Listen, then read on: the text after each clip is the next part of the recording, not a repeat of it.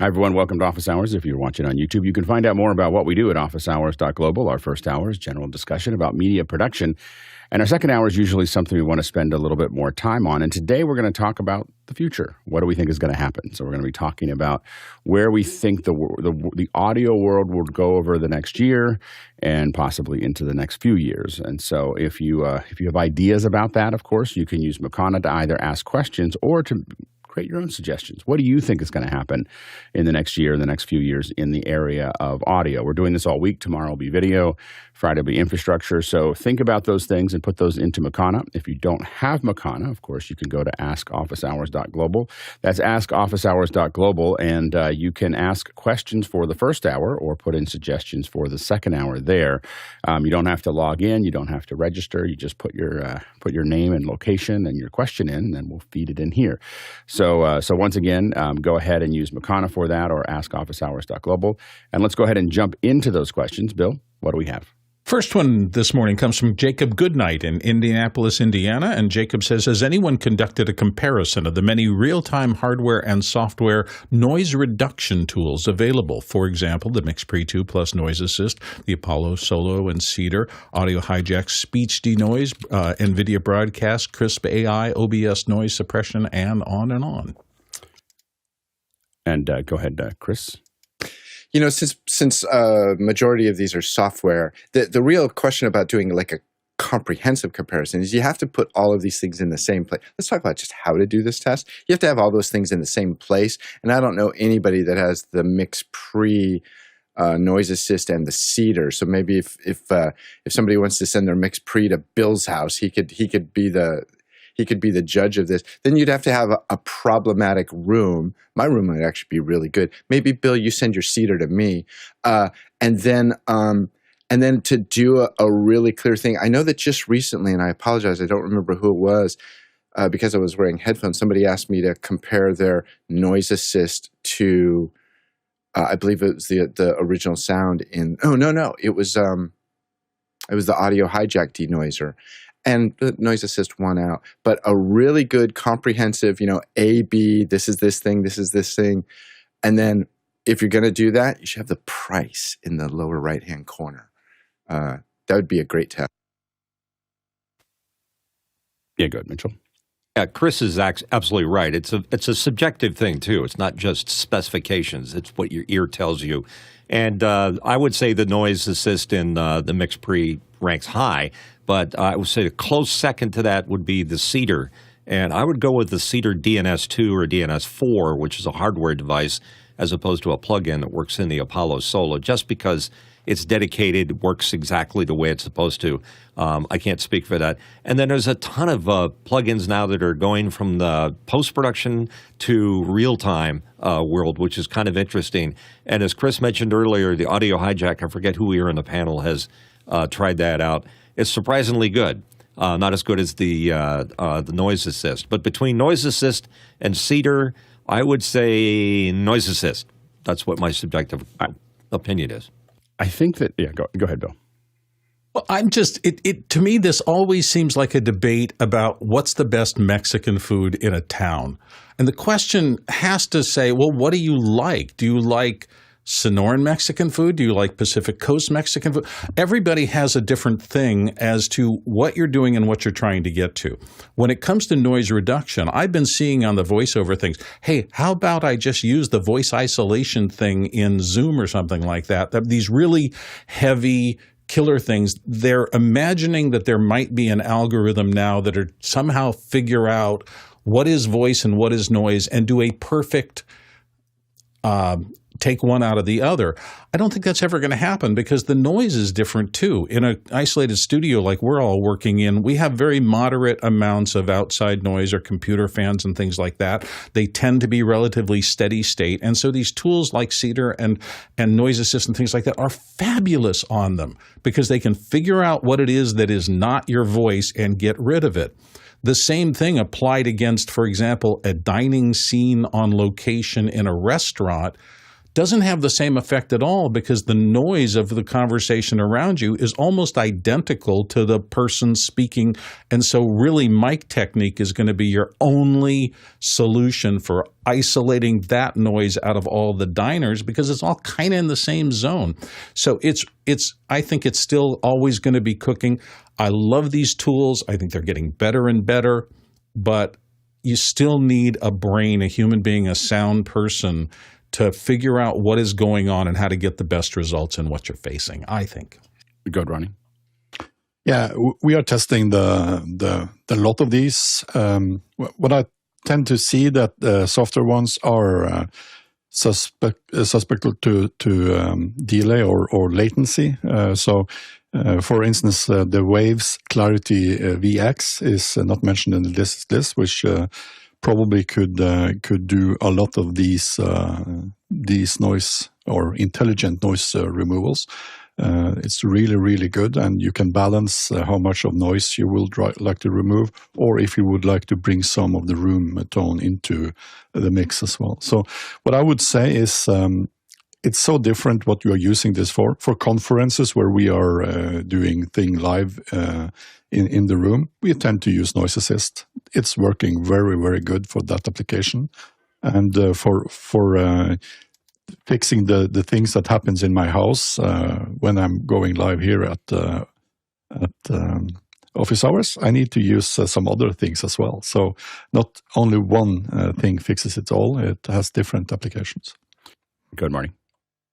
So I don't know, I'm not aware of any comparison that anybody has done and put up a YouTube video, although I'm sure there are some here and there that might compare certain ones, but to compare all of them together would be rather difficult. And but I do suppose that you could use a pre-recorded piece to as a control to play back through a bunch of different ones. But there's a significant difference between reducing noise in a live environment and reducing noise in post-production. And also there's all kinds of different noises. There's sustained or steady state noises like a generator running in the background, and there's transient noises like, somebody hammering a roof or replacing a roof. Very different kind of noise environment, different kind of waveforms. And there may be certain noise reduction processes that work well on one, better on another one. So doing a broad comparison may not be, a fair test of one thing can't be all things to everything. Go ahead, Courtney. Yeah, Marty hit on it exactly. I was going to say it depends on the type of noise that you're trying to filter out. A repetitive noise, like a fan noise or buzz or something like that is consistent and repetitive can easily be removed. And that was the first type of noise reduction that was done. It was using inverse phase noise reduction. You sample the noise coming in, you store it and regenerate it and flip it out of phase and mix it back in. That creates a little comb filtering problems in your regular noise. Lately, though, like the Nvidia Broadcast, they're using AI to model the voice that you want to keep and eliminating algorithmically using very fast CUDA cores inside that video processor to noise gate, basically, the unwanted noise, so that things that don't match the vocal profile of the person who's speaking just get shunted down, reduced in level considerably, so that you can have things like somebody standing behind you crashing cymbals together and you don't hear them, which is quite an amazing demonstration if you've ever seen any of those for that hardware-software combination. And they're all getting, and I think Noise Assist does something similar. It takes a profile of the voice that you're speaking, and then when you stop speaking, it takes a profile of the sound that's behind you and figures out what they want to keep and what they want to throw away, and throws it away pretty swiftly so there's as little latency as possible. Yeah, go ahead, Chris. I remember who it was. I won't call them out. The question that they had specifically, and this is what somebody just said, was they were using Noise Assist and the audio hijack because they had kids in the background during the time that they were testing, and the Audio Hijack was better at the kids in the house, and the noise assist was better with just general, fans and bears and whatnot. Yeah, go ahead, Marty. Yeah. And as Courtney was saying, some of the earliest noise reduction systems, like the Cedar DNS 100, I think it was a hardware device. I think it's still around in some version. What that is or was a very high-end dynamic EQ system, where it broke the frequency band up into very, very small slivers and did noise gating or expanding on each one individually after measuring the spectral qualities of long-term noise. It was very good at that. Short-term noise, it didn't work very well at. Yeah, so Cedar was really built around extracting dialogue from noisy signals. And long before we used it for entertainment, it was used in other areas and had a lot of R&D and a lot of money applied to that. So it was really good if you had a really noisy environment. You had something that was an imperfect recording, and that manual process was really amazing. It is still really amazing. I do believe they still make that device. I have used all of these. I realized I've used all of these except for the Nvidia Broadcast, because I think that requires an Nvidia card, which I don't have. My opinion after using now, and I haven't used the Apollo Solo plus the Cedar, but I've owned the Cedar hardware. So I've had a DNS8 and a bunch of DNS2s. And I will say that I think that other than the Nvidia Broadcast, which I haven't tested, that Noise Assist is better than all of them. It's softer, so they all reduce it. Of course, the software ones do have latency issues, and sometimes I've had some little hiccups when I've used them. And so that's the problem with the software ones in general. The Cedar can be harsh. So if you turn that Cedar up on the hardware, it has kind of this harsh cliff that it creates. That's kind of you can hear the bits, like, when you turn it up. So you have to be very gentle with the Cedar to get that, to not go up that far. Whereas it's really hard to do that with a mix, with a Noise Assist. And so, I don't have the experience with the Apollo using Cedar, but I used to own the Cedar DNS8 and a bunch of the DNS2s.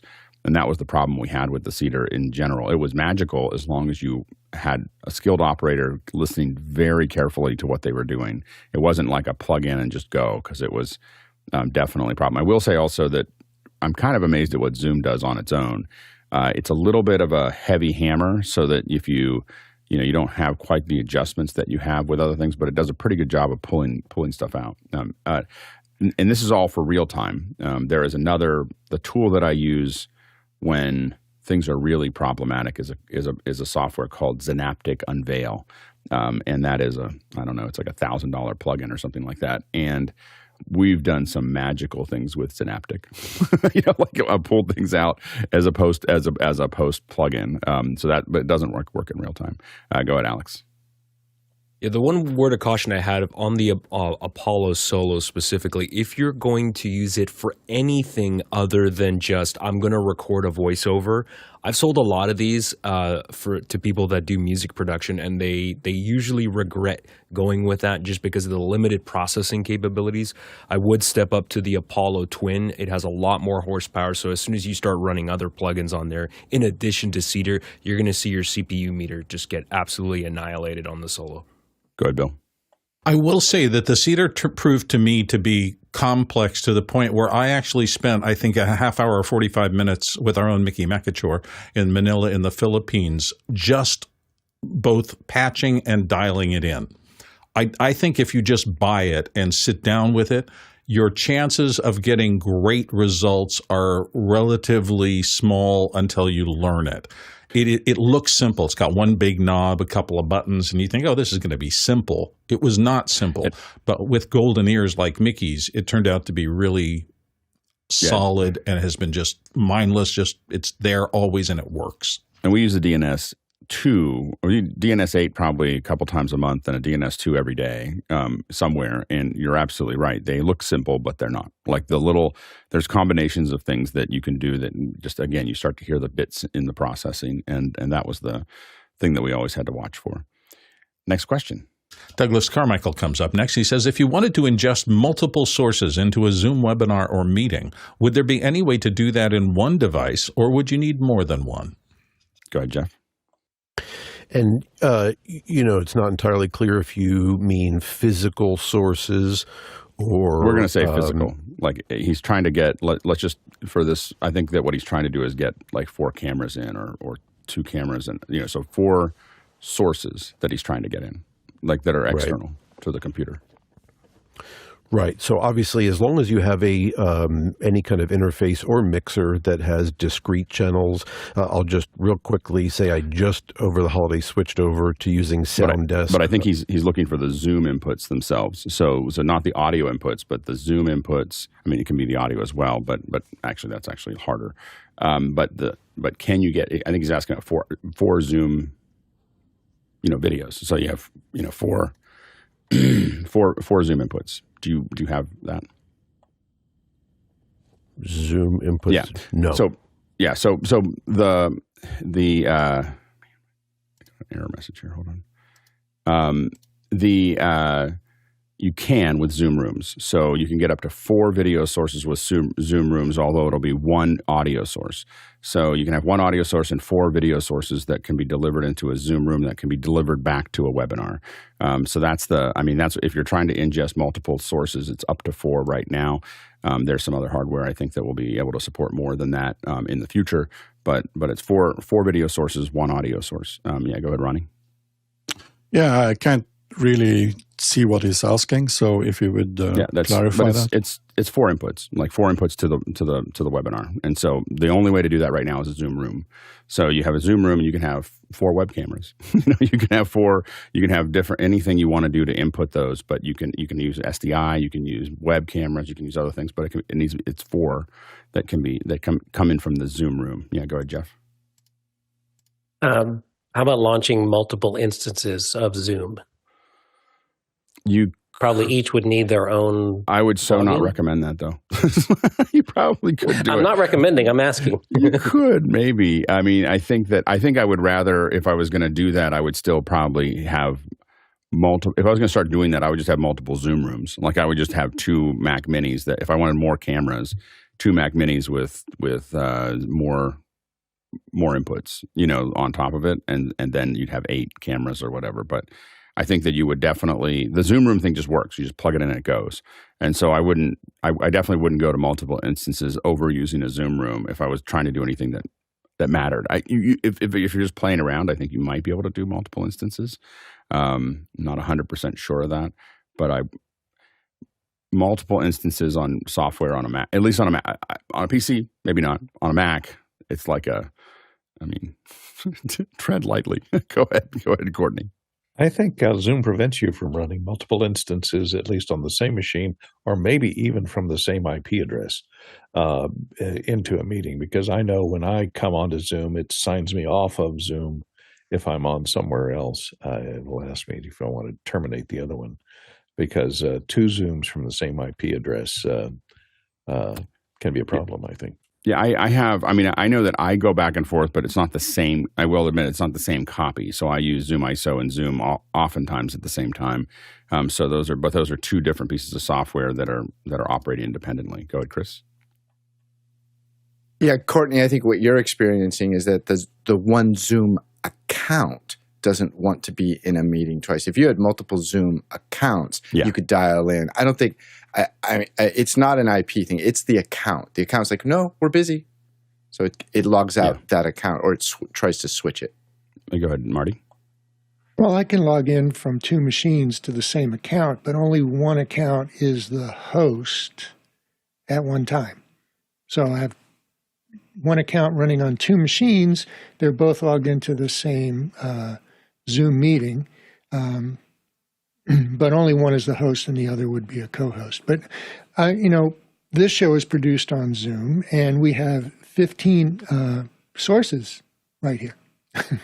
This is, there are 15 outputs. So it's more complicated to go in. So each one of us is one input to ingest it.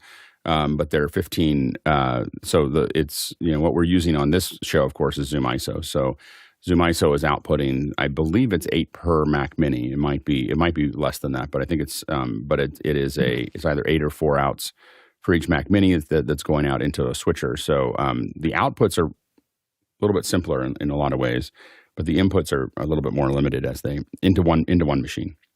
Next question. Stephen Young in Orlando, Florida. Please describe the software setup for using Dante Studio-Tech Announcer Box with Zoom and Unity on Mac. Go ahead, Jeff. So you need to have the Studio Technologies announcer box, and you would need to have Audinate Dante Virtual Sound Card. And that's the software you need, because you would choose Virtual Sound Card as your audio devices for Zoom and Unity.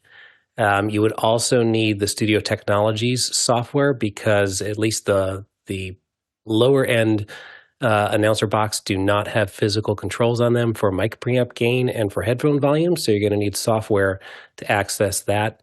Going beyond software, remember that is a power over Ethernet box, so you will need a switch with PoE. And that's actually why I have a switch for PoE. I'm going to try to show this to you. Let's see here. And I actually don't have it set up right now for this. I realized when I moved to computers a long time ago, I had it all set up this way, and now I don't. Hold on, let me. The Mitchell is showing us a box. Oh, go ahead. Go ahead, Mitchell. Yeah, I'm showing the back of the Dante 205. The 205 has 2 external communication call buttons you can use on it. The real trick, as Jeff said, is using Dante. And in my case, I don't use the virtual card.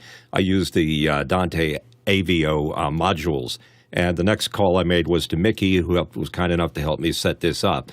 But what makes the 205 interesting is that you can patch in the Zoom and the side tone and the Unity, so you have a separate volume control on the front for all of those, and then the ability to engage a specific Unity account or this button. The 204 is probably a little more specific to what your needs are, but the whole idea of using the Dante makes it very, very simple to patch it up and have it talk to Zoom or Unity and everything else. And it's really simple once you understand the logic of the whole system. Yeah, and mine's not fully set up right now, but I'll show you what mine looks like, what the software looks like itself. So, what you have here is the ST software, the ST controller software that comes with the box, and so you can decide what you want the behavior of the box to look like. So that's Mitch has for the push to talk, and then you have 2 talkbacks. Now, what happens is that when you press either one of those talkbacks, and if you cut to Mitch for a second, he'll show you the 2 talkbacks there. It will automatically mute the main. It will automatically mute the main program. So basically, it will. So if you want to have a push to talk into your comms, you can just push that, and it's gonna turn you off to the show and push you out to the other one. Now, if you go back to this, you'll see that go back to me for a second. You'll see. So then, and there's a lot of controls that you have here. You have gain range. Basic controls, gain range and gain, and so on and so forth. Now, I'm using. And then you have there's some remote control inputs that I don't use. Obviously, it's off. And then you can route it here in Dante to anywhere you want to go. So now what I will say is that I don't. I use analog for the main in and out of it going into my mix pre. So I just go analog in and analog out for that. And then I have in the past, I don't have it set up right now, but I have in the past used Dante to get to Unity. And that's a mixture of Dante and loopback to set up to get it to deliver it to Unity. And I don't have that set up right now, so I won't be able to show it to you. It was all set up pre me crashing my loopback, and then I realized I haven't reinstalled it since I fixed that. But that's how that all works. It's pretty nifty as far as a solution goes. Go ahead, Marty. Yeah, and the choice between using the Dante Virtual Sound Card and the Avio adapter, Mitchell, do you find in your Dante analytics in Dante Controller has the Avio adapter caused any latency issues or other issues? No, as long as you have the Studio Technologies box as the main frequency source for it. Yeah, the Avio adapters, all of them, they're actually 100 megabit interfaces, which kind of complicate a Dante network in the setups because they do have a higher latency and they're a lot slower, obviously. They're just cautionary when you're using Avio adapters. Yeah, we use them heavily, and we haven't had too much trouble with them. So, but we've had many of them. It's how we deliver a lot of audio to a lot of places. Yeah, go ahead, Mitchell. Yeah, I was going to say that I've had zero problems with it because I just jinxed myself. But it's been an excellent investment. The 205 is a little bit over the top. And I have a question for Alex. Do you use the analog mic in-out ahead of the mix pre? And does the mix pre noise assist get confused when you're muted? Yeah, so it is. I don't mute very often, so I don't. So that and I know that you have a different setting for that right now. Mine is just going. It is going ahead, but it only gets confused when I turn the noise assist way up. So when I was running like an air conditioner during the summer, and there's a really high fan, the noise assist will reset. So if I come out of mute, you'll hear this, as it comes down, as it grabs onto what the original was, but it takes like 2 seconds. And I have this little, and I admit I know that. I know that there's some other ways to do this. I just haven't gone through the trouble of doing that because right now it was a slight problem, and now it's not a problem at all during the winter. And then my office is nice and cold. Other problem I found is when I'm muted, if I holler into the microphone, it leaks through like this. Yeah, it's there. There I am. Yep. Still, it's not going to zero. It's going down 60 dB or whatever, but that doesn't mean that it's at zero. Go ahead, Chris. Okay, that's super weird. I did not know that at all. Yeah, so Alex, I've been meaning to ask you about this because somebody, I don't know who it was, pointed out that the hardware mute makes the noise assist reset because it's listening and saying, wait, I don't have any. So are you saying that 90% of the time your mic is unmuted? No. I mute it. So during this show, on a normal basis, I mute it all the time. So so I'm constantly, as I talk, I just sit there and mute, unmute. My hand literally sits on the 205, and I'm constantly muting. The problem is that I don't use. So during the show in the summer when it's hot, I turn the air conditioner off before the show starts. And then it's quiet in my house. And then there's the noise assist is always on. At 6 or 8, you won't hear it. At 16 or 18, you do hear it. Because I'll go into meetings like I don't feel like the air conditioner is far enough away that it's a pain in the neck to turn off, and so I have to go around through a thing to get there. And so during regular meetings, I oftentimes will leave it on just because I don't feel like going back there to turn it off. I know this will sound crazy, but I can't find a controller for my air conditioner, so I'll most likely replace it by next summer so that I have a controller for it. Something with Isadora? Maybe. I just need something with RS-232, and then I'm good. Something with some kind of external controlled protocol, and then I'll figure out how to get to it. And then I can. Then what I need to do is be able to push another button that just turns it off right before, like it's like a double latch that turns it off, and then it's really bad for the air conditioner to do that. By the way, I go ahead, Mitchell. Yeah, Chris, my finger, like Alex described, sits on the main button on the edge of it, and I can engage it instantly. And by turning it on and off, it's almost like a gate in a sense. The mic is not on at this end. It's not muted on Zoom, but it's muted on the 205. My one complaint that I did bring up to Gordon at NAB was that I really wish that the button was soft. It was like a soft button that didn't make a clicking sound. So I push on the lower corner, but when I do it, I push on the lower corner so it doesn't make this little tapping sound, on it. Which and so the worst part was is that I talked to him about it, and then I went over to like a place where all they have is buttons at NAB and took pictures of the buttons. I was like, these are the buttons that I want, like on there.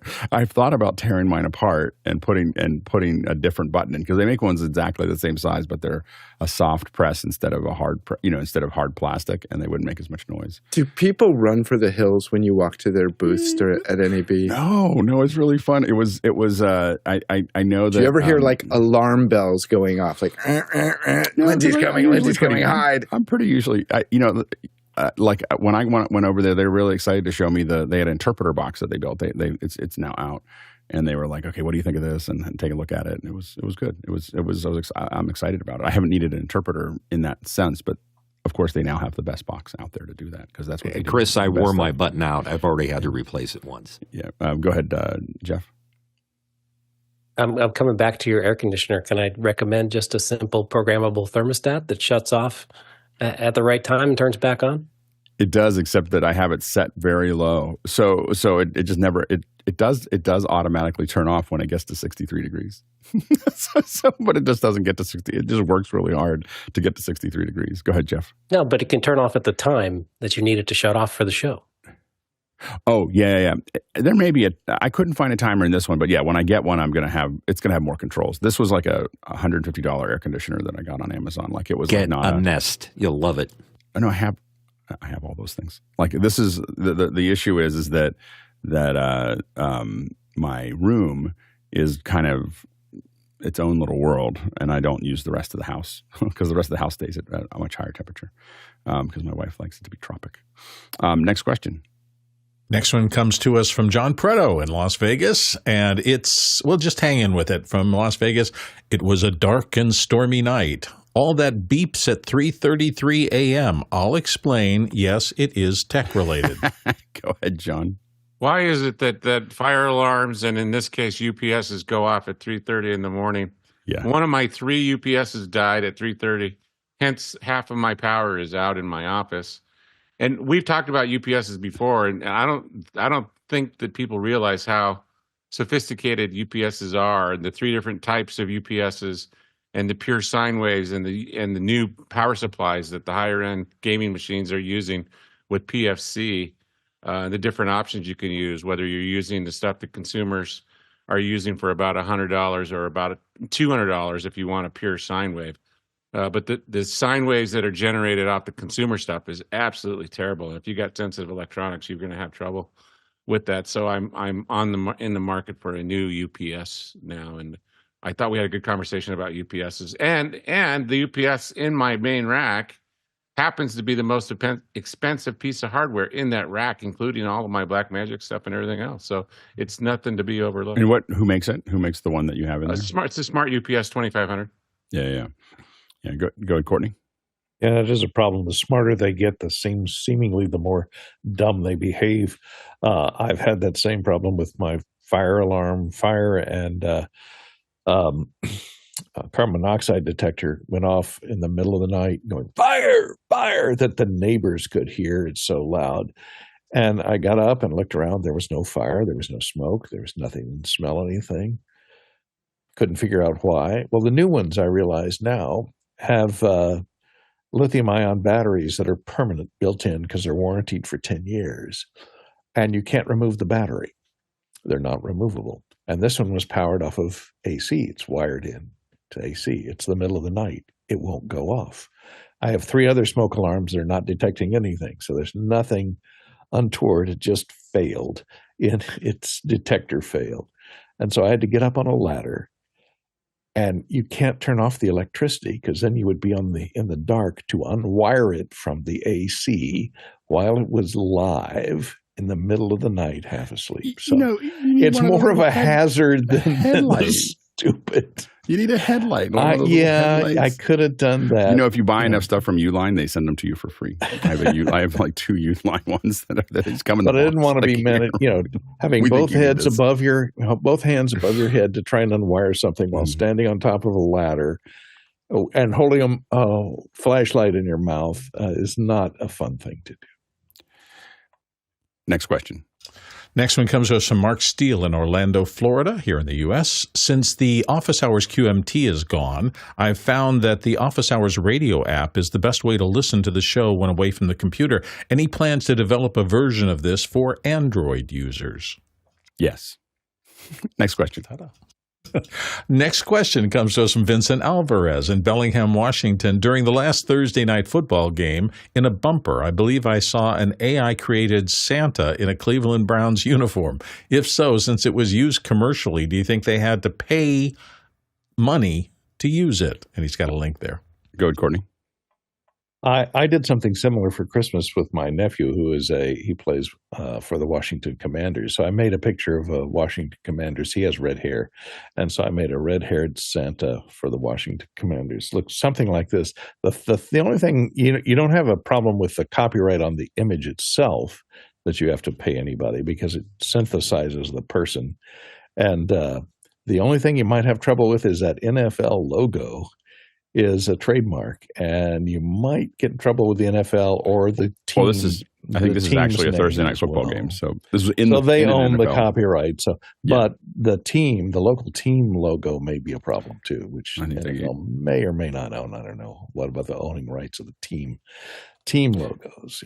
Yeah, I think they probably got away with it. Yeah, go ahead, John. Yeah, exactly what Alex and Courtney just said. Yeah, it's it probably is. It's a fun use of this is the kind of way that I tend to use Midjourney right now is to do that. Although it doesn't look like a Midjourney style painting, but maybe they might have been. Also, you'll notice there's no NFL logos or team logos on it. Right. Exactly. Yeah. So anyway, it's fun. Next question. Next one comes in off the QR code system. Francis Frey in Cambridge says, I've been inspired by the team's tech setup. Here's a link to my own, which uses a Sony ZV-E1 and an FE 24mm f1.4 GM lens, iPad Pro for writing an ATEM Mini Extreme. Feedback welcome, and he's got the link to the system. Here's here. Go ahead, John. It looks really good. Your depth of field looks really good. The lighting looks great. I like your use of your telestrator. Looks fine. Good, well done, executed, and welcome to Office Hours. Go ahead, Mitchell. Francis, keep an eye on the heat issues with the E1. Keep it on high as far as priority goes. And make sure that it gets plenty of air. It's going to use more CPU cycles and get hotter the longer you have it on. So as a web camera, it might be a little bit questionable. Yeah, I think it looks great. And again, the E1 is a little bit challenging. I sent mine back because I kept on overheating. But I think that it's great. I love the setup that you have here for this, I like what you're doing with having something that you can draw to and talk to, and it looks like a great setup. You may want your background to be a stop, just a little bit lower than you are. So right now you're competing a little bit, the highlights in the background a little bit. You may find that if you had a little bit more light on the front and a little less on the background, you might find that you pop out a little bit more. So that'd be the only thing that I would consider. But I think the kit looks amazing. Yeah, and this is what more people should be doing. Go ahead, Jeff. I was just looking for info about audio setup. Looked farther down on the post, looked like an SM7B into a Rodecaster, but the question mentions an ATEM Mini Extreme, so I wonder if that's been upgraded. So that would be good to hear about what you've got going on with audio as well. Yeah, absolutely. Go ahead, Chris. And on audio, I actually listened to the clip. I don't think your audio and video are in sync. So do the sync test. Get something that makes a nice defined click. Put it in an edit system. Look at it. You can figure out how many frames off, or what is it, Alex? 33 milliseconds a frame or something? Something like that, yeah. Yeah, absolutely. Go ahead, Mitchell. Yeah, Francis, as an alternative, if you continue to have a sync problem and you can't deal with it, plug the XLR into the XLR handle on the top of the camera, and that'll make it coincident with the video going into your ATEM. And I will say that we're super excited about professors using this kind, upping their game and making this work. And we would love to give you any help you need, so contact us in Discord or contact any of us. We would love to give you any other input that you're looking for to make this work, because I think it's such a great example of where education should go, and you're really putting together a really great example of that. So great work. Go ahead, Jeff. And come on Saturdays for Education Day. Yeah, absolutely. Or Sundays and just hang out with us. And then also, when you're working on a kit, if you look at the fifth Saturday of if there is a fifth Saturday, every fifth Saturday this year, we do ruthless reviews. You can just bring your set and we'll take a look at it in the back end. Next question. Next one comes to us from Douglas Carmichael. He says, I read an article in SVG, Scalable Vector Graphics News Europe, where they predicted there will be fewer trucks and other fixed elements at large events and more cloud infrastructure with remote crews. Thoughts? And SVG is, I think, Sports Video Group, so that's they really cover a lot of the live bits and pieces there. I think that there is more and more remote happening. Of course, COVID pushed that forward pretty quickly, but it's going to be a long time before we give up all the trucks. There's a reason that all that stuff's there, especially when there's a lot of money involved. So, but we see this happening. We've been seeing this happening for a decade, where, like, for instance, Pac-12, which isn't going to be doing this much longer, but Pac-12 has been for a decade basically backhauling everything back to a central location to do the edit and do the sports announcements, audio, everything. So they have a truck with 5 cameras. They put it in for their smaller stuff. For their bigger stuff, of course, they still have trucks. And I think that that's going to be hard to give up for, I think we still have another 5 or 10 years at least of trucks before it really becomes more remote. It may be a trend, but it's a slow moving trend. Go ahead, Courtney. Yeah, I was going to ask. I don't know. I have seen some pretty amazing videos on, like, SoFi Stadium, which is one of the newer stadiums. If in these newer high-tech stadiums with the huge video walls and everything, if they're building in a certain level of PTZ cameras into the stadium itself that create a pool of cameras that the trucks can access when they come in and use to cut down on the amount of camera operators that they bring in. Yeah, I'd have to look at what we've seen in the past. So we've done some stuff at arenas for basketball and so on and so forth. And generally, the trucks are still bringing in what they want. It's a closed system. The truck is kind of a closed system to them. There is audio being delivered to them, so via Dante and so on and so forth. That has a lot of there's like a basketball game. You don't think about it. You just think you're watching the game. There's 26 mics on a basketball on the thing, because they're picking up there's all these effects mics that are picking up all the screeches and everything else, and those are all delivered as separate channels. And so there's a lot of audio going on. I think that they deliver most of the cameras that they're using back to the truck. The problem is if you're not calling the truck, you don't want PTZs. So the fixed cameras are what's getting delivered to the truck. The problem is you don't want the truck needs to be able to call every camera that it can see. Otherwise, it might move while it's cut to it. So there are a bunch of fixed cameras that get used that are there that get delivered back. But I still think that and there are pretty big productions. So the Jumbotron is, of course, being run by the facility, and there's a bunch of cameras there, and they're not taking the truck cameras. They have their own cameras, and so there's a pretty big video production system with playback and all the graphics and everything else. It looks like a regular broadcast room that is just for delivering to the Jumbotron. The Jumbotrons went from being a couple highlights to they are a full-on show. And there's a lot going on. And oftentimes, not only are they a full-on show in a basketball game, there's 4 screens. Or hockey, there's 4. There's 4 screens that are hanging down over it, and they're mapping, not only are they cutting the show, but they're mapping what goes onto those screens, and it's not always the same thing. Yeah, go ahead, Mitchell. In most venues, the trucks are stuck parked next to the dumpsters. Are they trying to tell us something?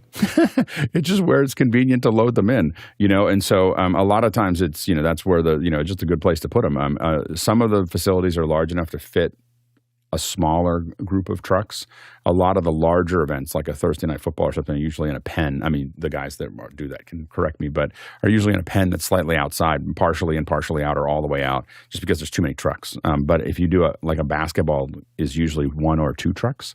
and those go right into the loading docks underneath, and then usually those are all the service. There's a huge service room that is delivering everything's there, so they don't have to run their cables all the way through the arena. All the outputs where the typical platforms are all set up for them. Go ahead, Chris. Yeah, everything I know about sports I learned when the first Bush was president, so a long, long time ago. But I will say that the Jumbotron world, even then, 30 years ago, that was the training ground. That's where, like, if you wanted to TD a real football game, you're going to work the Jumbotron first. And they will draw their talent as they're bringing new people up from the Jumbotrons. And it's not always next to the dumpster. It's quite often they have nice parking places. Go ahead, Marty. Yeah, it's been a while since I've done arena sports. First off, we were dragging triax cable all the way from the truck to the cameras. And then in the newer stadiums, they had cables built in with panels, near the truck bay. Are they still using triax, or have they gone to digital? Generally, you're seeing a lot. There's a lot of fiber that goes into these. Any of the modern ones, there are some places where the trucks still have to drag through because they're just the infrastructure is too old. A lot of the ones that actually were the cutting edge. I know the last time I was, it's been a while now, but the last time I was at what I don't know what it's called now. So what used to be AT&T Park in San Francisco. I don't know what it's called now. They keep on changing the name, but that stadium jumped in very early in fiber, but that meant that by the time we got there, it was all outdated and a little bit beat up and everything else, and we tended to just ignore it. And so we'd run all of our own fiber through that stadium because it didn't make any sense anymore. But if you go to something like, I was in Green Bay, that was a state of the art, like state of the art routing that was all there to patch everything from comms and audio to video back and forth. So the newer stadiums tend to have really, really good tech, and the ones that were new and were high tech when they happened are pretty far behind now because they did that in the 90s. Next question. Greg Gibson in Washington, D.C. is up next. What's the most practical way to set audio sync in a live event? I go with Ronnie. There are so many ways to set sync, and setting sync as a concept is rather fluffy, in my opinion. In a live event where you have speakers out in the room, you need to be delaying maybe some speaker towers. If we're talking live streaming, you have to make sure that the sync is set on all type of outputs. If you're going big screen or IMAG, you need to be using very, very low latency, both image and sync to the audio. And all these types of sync usually are getting better if you use hardware, dedicated hardware for this. So stay away from software. And as a concept, setting sync is something that we have been used to do in the ATEM switchers.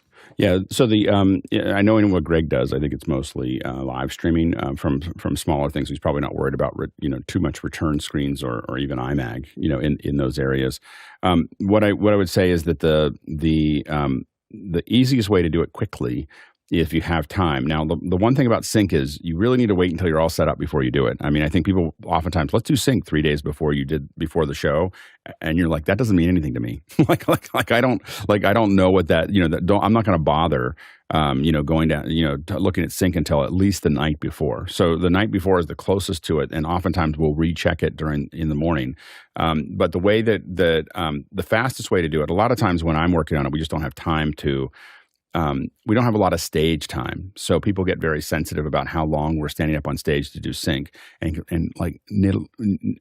nitpicking it. So what I do to do it quickly is I take someone up with a movie slate, just with a slate, and I just say, walk up there and just, when I tell you to go on comms, just slap it.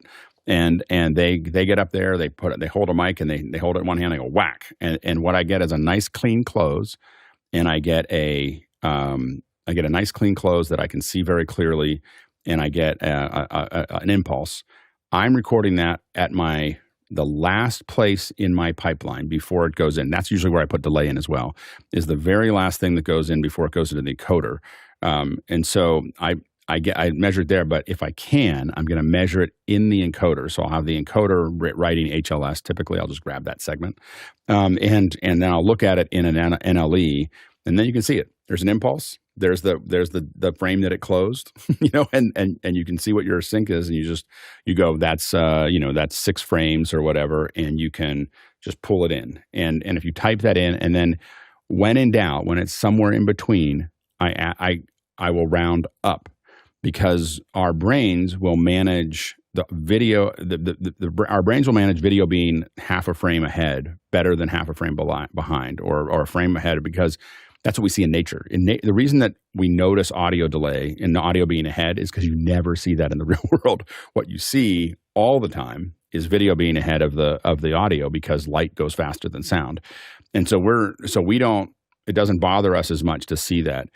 I can tell you that once we do that, when I'm watching, I can tell you that for me, I can look at it and say, well, it feels sharp or soft. Like it is a feeling that I have when I'm watching video, that I can just say, this is off. I can then guess on, frames.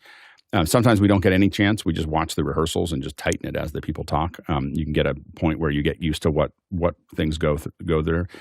A lot of times for us, what we've done is, we have people walk up and we have a little thing that has lots of P's in it. You can only have you can't say P in multiple ways. So we do that. We have people just save a lot of P's. What we tend not to do is do clapping, which is what everybody else does. It drives me absolutely crazy, because people will do this. This is worthless. And it's so hard to coach them. If you do it this way, you can it's close to the quality of a slate. If you do it this way, it is just a waste of time. It's a waste of everybody's time, and so I tend to just not ask for it, because I find that it's, again, a skilled operator can do it well, but that's not usually what you get as an intern up there, that you're now trying to explain to them how to put their hands, and it's just super annoying. And so sometimes the staff will go, oh, we want to do a slate, or we want to do clapping, and I just let them do whatever they're going to do. And then I go, okay, I'm going to send up a slate, or I'm going to do the P words. Like I just ignore it. I just wait for them to stop doing that, and then I move on and do something that's actually going to make sense. Go ahead, Marty. Yeah, well, so you're both right, you and Ronnie. There may be multiple different syncs delays that are necessary. If you're streaming out to multiple platforms, there may be some sync delay in transmission or in processing for each of the platforms. I know that gets difficult, and sometimes you have to just find one that will work well for everybody, and having video leading slightly, as Alex said, would work. But we have sync for front of house speakers, for center fill, for delay speakers. Those are all managed by the mixer. And I tend to, on the mixer outputs, each of the outputs should have their own delay. So when I'm feeding program to the video switcher, I'll set a video delay for that. Spin up a test stream, in rehearsal, and watch that. That should be your proof of concept that sync is working, and then best of luck, because there's always some element of chance. And of course, the hardware solution, by the way, is called Matchbox. It's made by Hitme, and it's expensive, but you see them in trucks and so on and so forth. And that's just, you feed an output through the system and then back into the input, and it'll just tell you exactly what the offset is. And it has an iPad app that you can just put in front of the camera. It'll make the noise. It'll do all the things I was doing, except it'll do it in real time with a piece of hardware on the other end that just gives you a display of what that is. So I just want to make sure you know that there is a high-end solution for this, that it doesn't require all this crazy stuff that we just talked about there. Let's go to the next question. Jeff Veely in Henderson, Texas is up next. Does the latest Zoom update improve blacks for someone connecting their ATEM to Zoom via software such as OBS, or does this strictly benefit those connecting directly with the hardware? Go ahead, Chris. Jeff, you're asking the right questions. It's a good observation. So possibly, the problem is that every device, kind of like the audio stuff, Alex just mentioned he likes to adjust the audio at the very end of the chain because everything ahead of it could be affecting it. So the output of the ATEM will improve with Zoom, but if you insert OBS in between there, you could be having problems. Now, I had some problems, and I mentioned it to our good friend Andy, And Andy actually sent me a screenshot of a control panel inside OBS that I didn't even know existed, mainly because when you open up the thing and you look at it, you're like, yeah, there's nothing there for me to adjust. There was a very obscured scrollability in this list of things. It's like, oh, there's a whole bunch more stuff down here that I can adjust. And he sent me the right setting. So you have to have OBS set up properly also. Next question. Next one comes to us from Alexander Knight in Port Coquitlam, BC, Canada. I'm using a Soundcraft UI24r digital mixer. I have audio from a separate Zoom computer going into line-level inputs. 2 inputs linked as stereo. I cannot get 1 dB of gain increments for some reason. Cannot find any complaints about this. Go ahead, Alex. Yeah, so let me just show you the web interface here, and I'll just cut to that now. This is very frustrating. So you can see I've got Zoom return these 2 channels here. They're mono, they are linked stereo, and you can see that here because it says disable stereo link, so they are linked.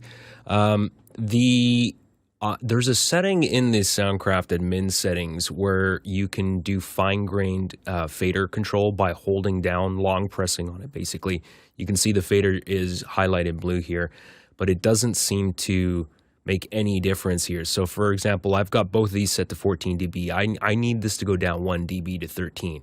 The moment I drop the fader down though, it's going to drop down to 12. So it goes 10, 12, 14, and there doesn't seem to be any way around this.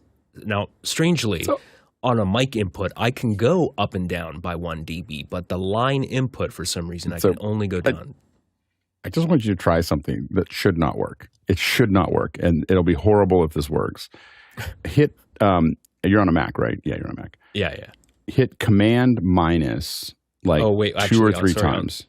This computer, I am on a Windows PC. I can do it on a... I think you could do control. Try to do control minus, whatever it is to zoom out on your web interface. So just do I don't know what, on a Mac, it's Command minus, and it makes everything in Chrome smaller.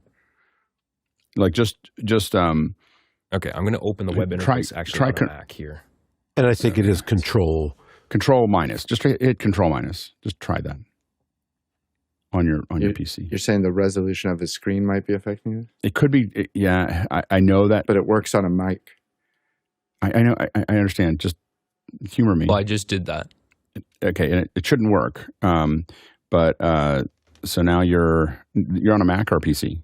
Well, I'm on the because I see a PC. I'm on Chrome here on a Windows PC. Oh, and you hit Command minus and nothing happened? Yeah. Or Control minus? Oh, it did get smaller. Yeah.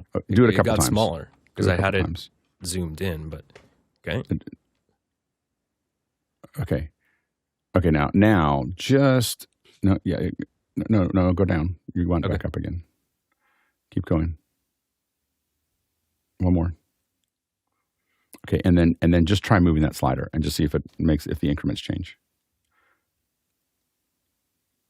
Okay, I'm moving the fader here.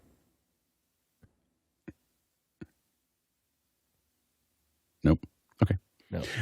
No, still going up and down. Has worked in the past.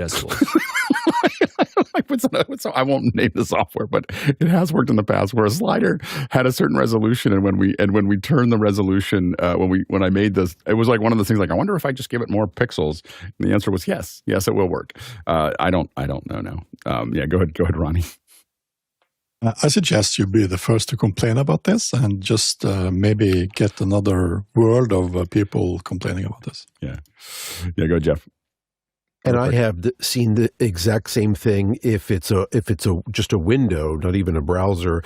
If I just literally make it taller or wider or whatever, just give it more screen real estate. Yeah. But again, just to make sure you've tried the obvious, on this mixer, can you click into the numeric value at the top and type in values? You can't do it. No. Yeah, I have to admit, I was when I saw the message, I was like, Soundcraft actually makes digital mixers. So anyway, next question. Next one comes to us from Jack Ruppel in Breckenridge, Colorado. Has anyone on the panel worked with Feather 3D Sketchbook lately? How does it fit in your workflow? I wouldn't say that it fits in my workflow. I do use it. I play with it. I love drawing on it. I haven't done anything professional with it. So, but it's like I have a musical instrument over here that I play when I just want to relax for a second. Like I need 2 minutes of something, and so I play some music, or I play with feather. It's one of my like little stress relievers, but I haven't used it for anything in my workflow. Next question. Laura Thompson in Beaumont, Texas. Adam Savage just posted this tour of 3210, and he's got a link there. It's a great tour, really good tour. If he walks through the whole thing. This was before they closed it up, so it's all there. So I would highly recommend it. It's been for a little while, I think, but I don't think we just posted, but I think that it's a really, really good one. Hey, we're going to jump into the second hour here in just a second. If we're pushing back your questions, always a reminder that they're just going back to your notes. So in your upper right, you can always bring them back tomorrow, and we will address them tomorrow in the general Q&A. If you put them in via the QR code, then we will push them in tomorrow as well. We can do that automatically. So stay tuned for all of that. It's prognostication all week. So that's what you can expect us to talk about. We'll talk about video tomorrow, infrastructure on Friday. A quick reminder that we have the new panelist meeting, if you're interested in being a panelist, on Saturday. So if you're interested, 9 a.m.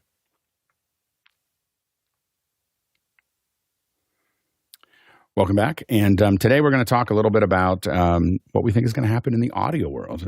So the audio, with each one of these days, last week we were talking about what we wanted to cover, but really what we're thinking about now, and the panelists can raise their hands if they have any things that they think are going to happen there. But the question is what do you think is going to happen as a viewer? Now you can use the QR code. You can go to askofficehours.global to put in things that you think might happen. If you're not in Makana, if you're in Makana, go ahead and you don't have to make a question out of it. You can just put it in with just put it in as a suggestion of what you think is going to happen. I think there's a lot of things that are moving, to watch. One of the big things that I think we're going to see more of, and it's already been talked about with some of the partners that we brought on, is really what's going to happen with mixing in the cloud. So, we have Sienna, we have a couple other, we have Mixbus, and there's a couple other ones that are there. But I think that that's a market that hasn't shored itself up. So a lot of us are doing, more and more cloud work, but we really haven't seen, nobody has a controlling interest. And I think that one of the things is like Sienna is really powerful, but it's also really expensive. So I think that there's a market there. And then Mixbus is not very expensive, but I think that it's still, and it has gotten much better. It really went from not being a web interface, an online thing, to something that a lot of people are using for that. We know that CalRec is working on their own solution for that. So there's the web interface to the hardware that they have right now is going to kind of move that direction. So I think that how mixing happens in the cloud, I think is going to be something that we probably see a lot. I will say, and I don't know if this is going to happen as much as maybe I want it to happen more than it's going to happen. But when we look at things like a BSS 806 and you see this kind of nodal interface, I'm kind of amazed that someone hasn't built and at first I thought it was something that that a hardware manufacturer would have to build, and I've slowly realized that it probably isn't. And that is a nodal interface that just says I have inputs and I have a little like loopback.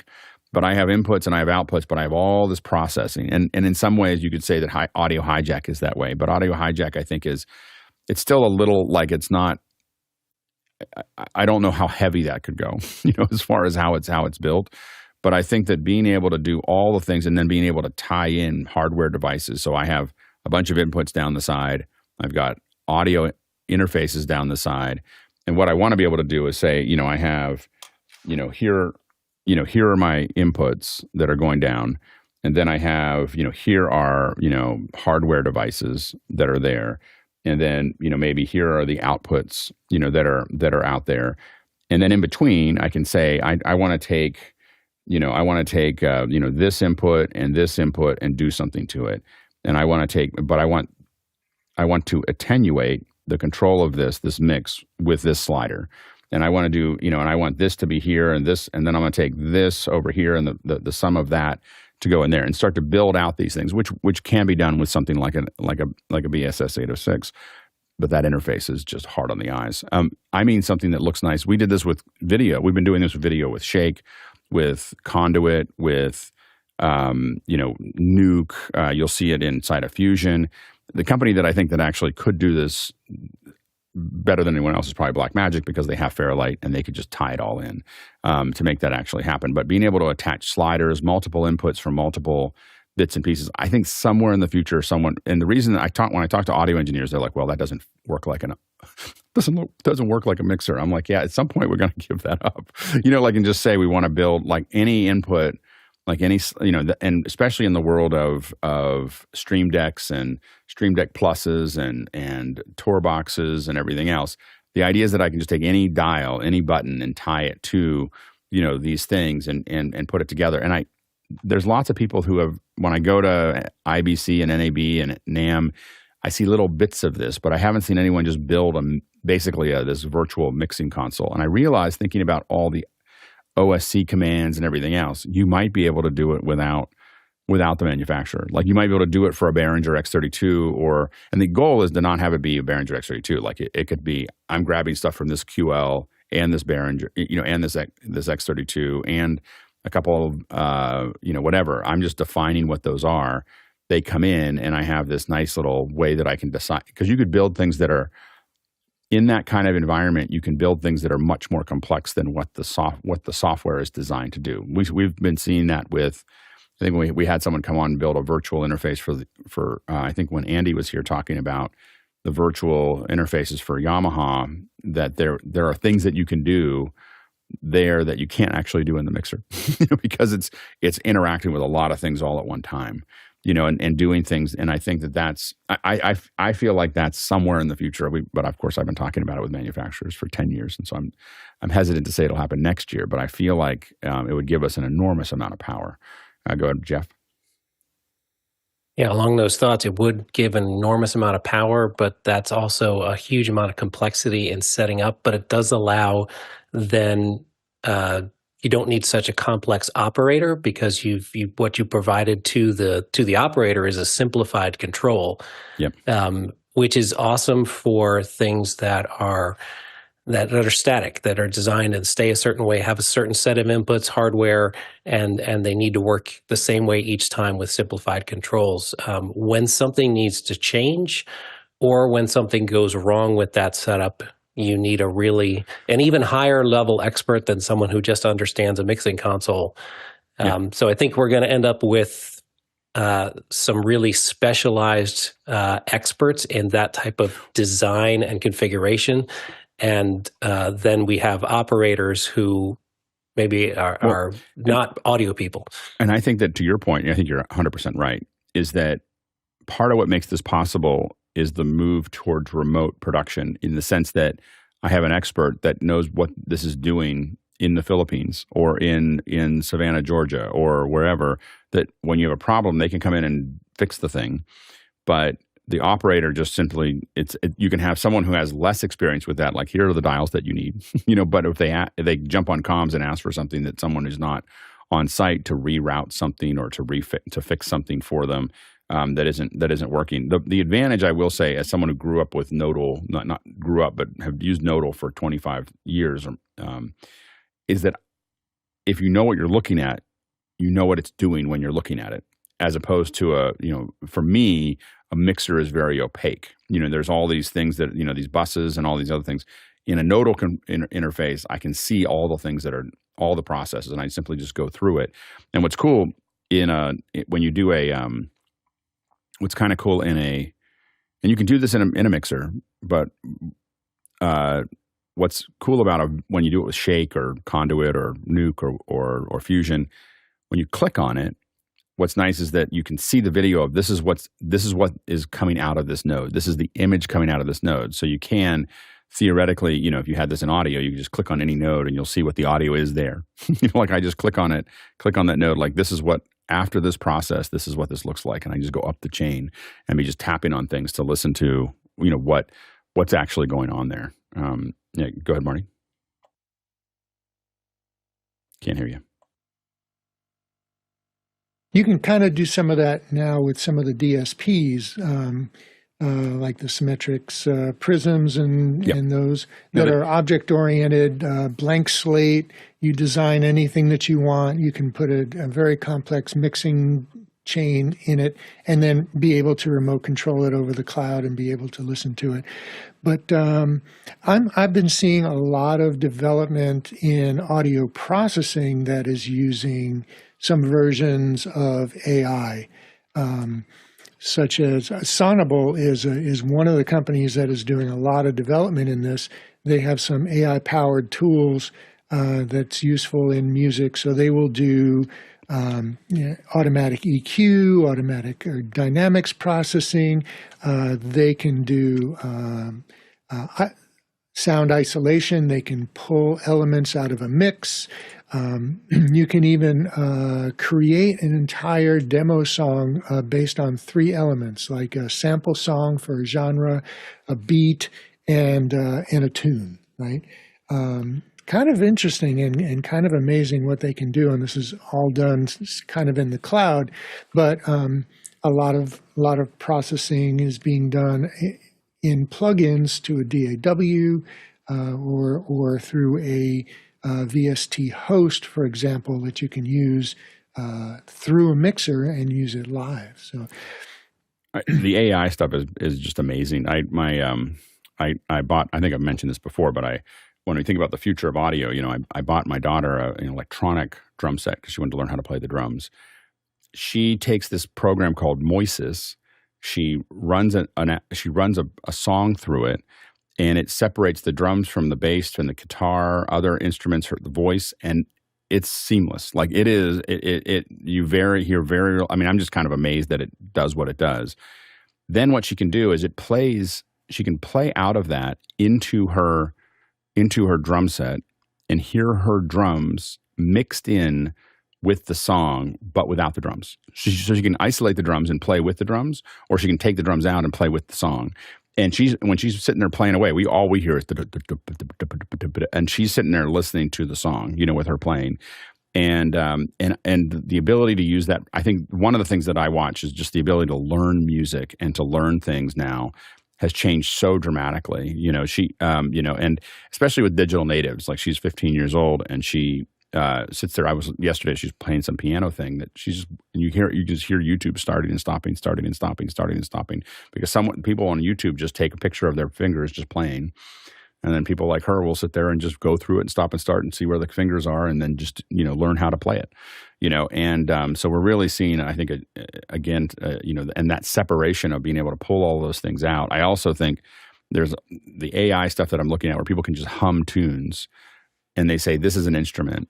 And just go do do do do do do do, but then they say I want that to be a trumpet, and they can hear the trumpet while they play it, while they sing, and they can hear that process, and then they can put the drums in and go do do do do do, and they can put all that stuff in, and I think that's going to be a really interesting thing where people can take the thing that's in their head and just get it into a song, and I know a lot of people say, well, what about all the people playing it? Well, there's a lot of artists that have had this opportunity without AI for a long time. They have session artists come in, they have some producers come in, they have other people add things to it. These are artists who had an idea and they didn't have the skill set to do all of the things. And so this is just democratizing all of the things that are there. Yeah, go ahead, Chris. I think what's interesting, Alex, first of all, I just want to touch real quick. I really wish that Audio Hijack had ways to control it remotely, had handles to the outside world. That would be a huge thing. Please, Rogue Amoeba. By the way, the Rogue Amoeba people had a little comment on the video that I did about the whole thing that we did. They comment. The other thing is, I think what we're looking at here is we're looking at the transition between us, a bunch of people that are going to retire, die, or be canceled, like me probably, and which would you call your daughter a digital native? Digital native. So I still want to see faders on my desktop because I'm old.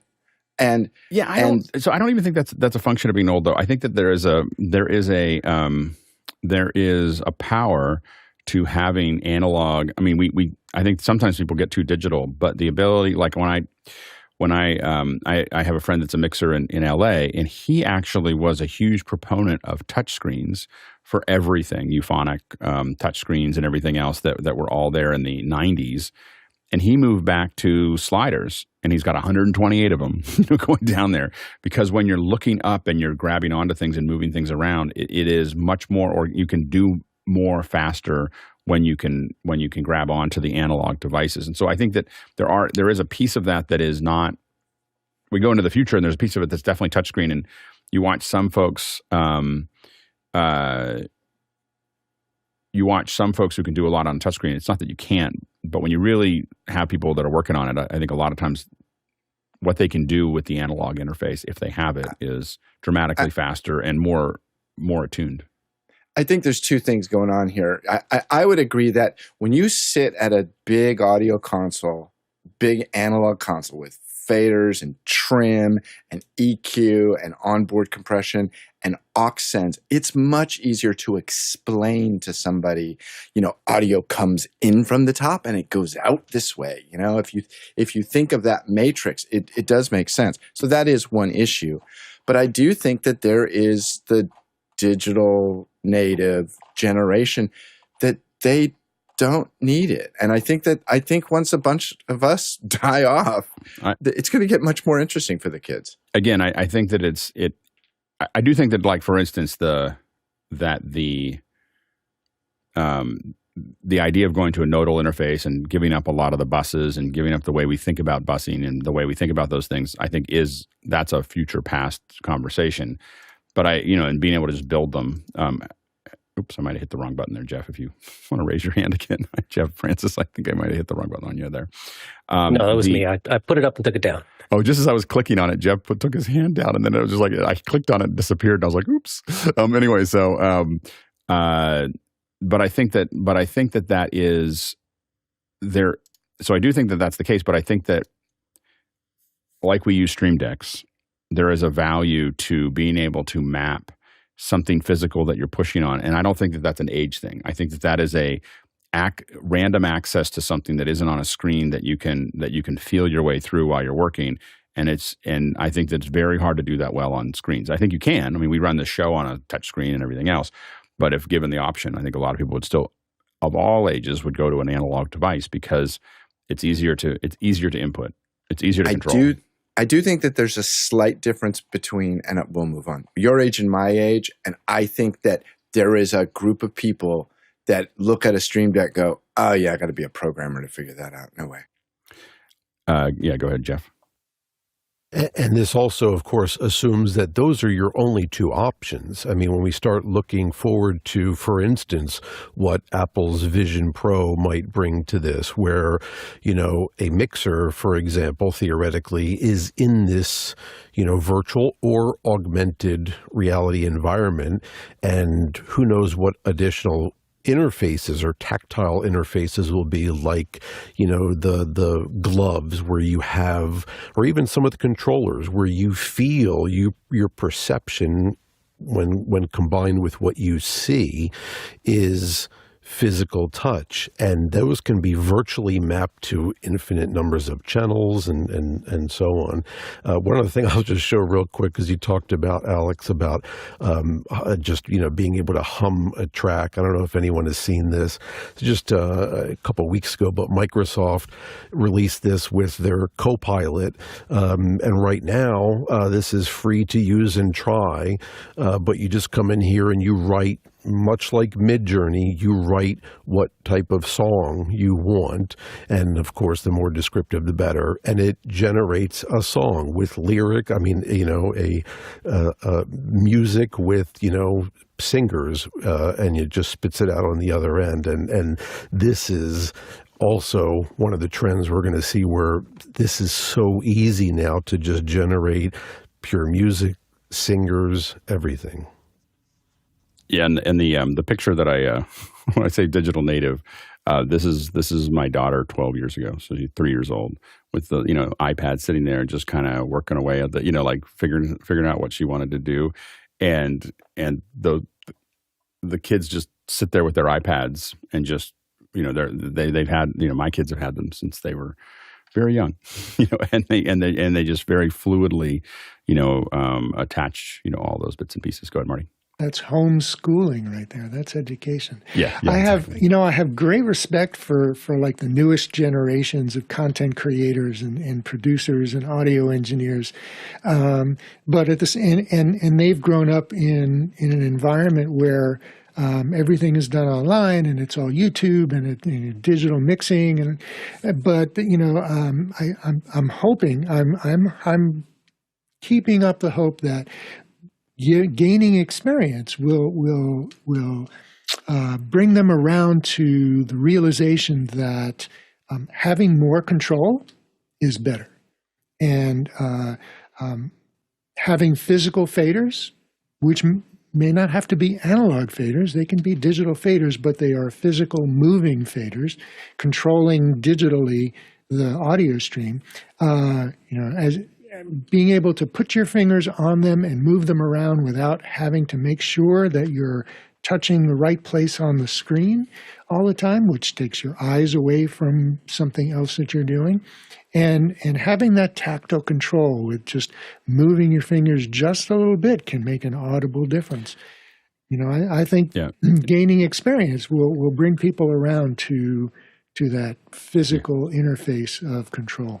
And again, I think that interface may be controlling something, as was mentioned before, in the cloud or somewhere far away. And we already do a lot of that. But having that tactile control I think it's more than just a generational thing. I think it's that our brains are doing an enormous amount of work. And being able to do all those things at one time, I think when we simplify it to a screen, we may not get all that data. We may not be able to interact with it the same way. Next question. Alexander Knight in Port Coquitlam, BC, Canada. Labels continue to push demand for Atmos remixes. Has anyone heard Atmos on a proper multi-channel speaker system and been impressed? I find Apple's Spatial audio lacks the punch and solidity of a good stereo mix. Will it have staying power? Go ahead, Courtney. I don't know if I've heard it other than in a theater. The problem, I think, with Atmos is going to be delivery to the consumer. Because you can't use conventional delivery. It requires 8 discrete channels of PCM audio interleaved. And a Blu-ray can deliver that. But if you want to own the music and keep your own library of it, it's going to be tough because you can't use any of the, previously used CD, DVD, other than Blu-ray. A distribution medium, streaming, is about the only way you can get it. And it's hard to capture it and keep it at home. Other than for the consumer. So, with the trend these days tending to go backwards to, analog records to vinyl, it's tough. You're not going to be able to deliver, a Atmos mix coming off a vinyl record. I think that there's a hipster trend to go back to vinyl, but I don't know if there's a real trend to go back to vinyl. Like it's a pretty I wasn't. They sell more vinyl records today than they do CDs. Yeah, so but sure. But if you're going to a CD, you're just how does the vinyl record CDs. sale go with how many people are listening to it on Apple Music or Spotify? And again, as an Apple user, Atmos works everywhere. It's a little bit more straightforward. Yeah, go ahead, Jeff. So that was what I was going to say when I took my hand back down on the previous question, because I didn't want to talk about vinyl when we're trying to talk about future trends. But to me, vinyl, people choose vinyl, and the resurgence of vinyl is for that tactile, having something that they can hold in their hands. It changes how you listen to music. It's not about sound quality, but typically with vinyl, you put on something and you will listen without skipping and shuffling. It goes for much longer. You have something physical to hold in your hand. There's a smell to vinyl. You get big liner notes where you can actually sit down and read things. And I think that's part of what the digital natives are missing in the instant access they have to everything. They have access to everything, and yet they hold on to nothing. So I think there is a resurgence of vinyl because of that. Sorry, that's previous question. Yeah. Back to Atmos. There's been some really fun Atmos that I've heard. I tend to not really like remixes of songs that I've lived with for a long time because They're just different from what I'm used to in the stereo mix. I think some of the new things that come out and are purpose done for Spatial and Atmos, I've really enjoyed. Will it have staying power? I think it's going to stay because it's coming along through Apple and Spatial and things like that. I think in headphone use, the binaural render is where most people are going to listen to it, either that or a good sound bar. I don't think people are going to be installing, 9.1.6 speaker systems, discrete speaker systems in their home, but sound bars will be a place where they hear it. The big thing is I don't think there's been a lot of increase in budget for the work that's being done. So people are asking now for stereo and Atmos with a minor increase in budget for music. Well, and usually what kind of the direction that's gone is make an Atmos mix and then fold it down to stereo, and that's a religious conversation, related. You talk to audio mixers, but we talk to a lot of audio mixers that say, I won't say this in the record, but like when we're interviewing them, they're like, I won't say it in the record, but the Atmos mix folded down to stereo sounds better than the stereo mix, and they'll say that they just don't want to admit it on camera, or they don't want to create a kerfluffle with their community. But I think that they are. But a lot of folks will say that they just mix Atmos first and then maybe make some fine adjustments. But a lot of times they're just folding that down, or a lot of them are starting to move towards that. I will say that when you're talking about being having the punch, I will say that is very much related to the center channel, at least for the stuff that I've listened to. Is that if you have a film Atmos mixer, they're going to mix the vocals down the center speaker, the actual center channel. If you have a music Atmos mixer, they often will want to still use the phantom center, and that I believe that the phantom center is kind of a disaster. It's a disaster on many levels, but it really lacks the punch and the presence. A good example, probably the best example that I can think of off the top of my head, is Rush's Tom Sawyer. If you listen to that on a big 7.1 mix or 7.14 mix or whatever, I think that the instrumentation in Atmos sounds unbelievable. And I'm not talking just binaural, but I'm talking about I have a system at home, so I can turn it on, I can hear it all, and it is unbelievable. And as soon as the vocals come on, they have this weird little phasing thing that you can tell that it was done by a music mixer, not a film mixer, and it's not coming down the center channel, and it doesn't sound right. And so it's a bummer, because the rest of it is it's one of the best examples of Atmos there as far as the instrumentation goes. Go ahead, Bill.